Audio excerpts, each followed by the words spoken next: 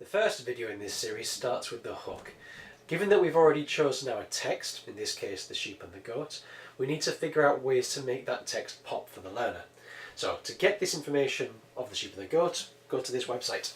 If we go through to Talk for Writing, go to the resources, you'll be able to find that the story, the sheep and the goat, is here. You just tap on that, it'll bring up all the relevant resources in relation to it. But as we're going through the hook first, I'm going to jump across to this web page first where I've already set it up. The story is based on traditional story, as we know, so we need to get the children thinking about what these animals might represent. So it suggests here, ideally the hook would be a farm trip or using short film clips. The first, I'm not sure if you can do all the time, but the second one we can definitely do with Tango. So I'm going to take a snapshot of this page to start with. I'm going to be able to then go back into Tango, bringing that information with me. I'm going to move this across. I'm going to crop out the information we need, specifically where we're going to start from in this case. I'm going to get rid of the rest, and I'm going to leave that here for us to come back to later on. The other part of the approach I'm taking here is to go to this. Here's the story again, and that story is looking at once upon a time, as we've done before. We need to think of certain elements that might be popping out. So I could do it by either going to specifically the PDF online and working from it here. If I am going to work from it here, remember that Tango allows us to annotate from the side, so I'd be able to potentially highlight certain words as we go, or if I just wanted to scroll through it, I can scroll through it as such.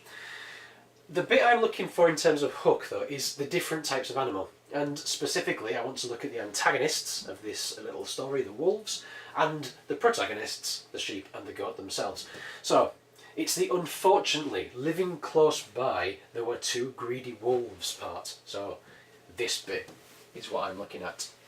Now within Tango I can take that PDF, open it up to the correct page, which is page 2, and it will be here. So if I just move that up, there's the PDF there, re-rendering. I'm going to crop and just grab this bit. And I'm going to be asking the learners what they think this represents. What does this say about the wolves? Unfortunately, greedy. Does that suggest something that's going to sound nice or not so nice? Well, I'd probably say that's going to sound negative. I've already imported a video that will show wolves on the hunt. These in northern Canada are the largest and most powerful in the world. So David Attenborough is telling us how the wolves would approach this hunt mentality. I can take a photo of it and bring it in for later on. You don't have to use it directly from Tango though. We can find these images and films straight from the internet. This is another one living with wolves. So if you were just watching it from here, this guy's actually saying that wolves are quite nice and reasonable to work with. There we go. Yeah. The way I've got those videos into Tango is to go to the address bar at the top, press copy, and then as I go back into Tango, I press and hold in the background and select paste. When I select paste, it brings the video in directly without all the adverts. So I have that same video right there if we want to use it for later on. Yeah. Now we know a bit more about the wolves. We've considered them both as hunters and less scary. We also want to think about the goat and the sheep. The words that work with those guys are more to do with endeavour, and they seem to think, or Pi Colbert writes them as to being very resilient creatures. Well, this video of goats in the wild would probably say something quite similar to that and explain it to be, yeah, the case that they actually can be quite adventurous, quite resourceful and so forth. Play that as at the same time. Sheep ones, again, going back out if you want to, you could go to the wild sheep video here showing the actual bit of houses they would build otherwise. Tapping this to start, it might not be quite the most attractive house, but it gives the idea to the learners that this is maybe what the sheep and goat are building throughout the story as it goes.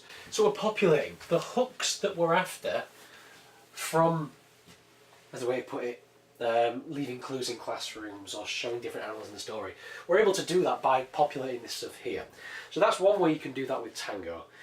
Make sure to check out the next video. We shall be looking at the learning orally section next, so stay tuned for that.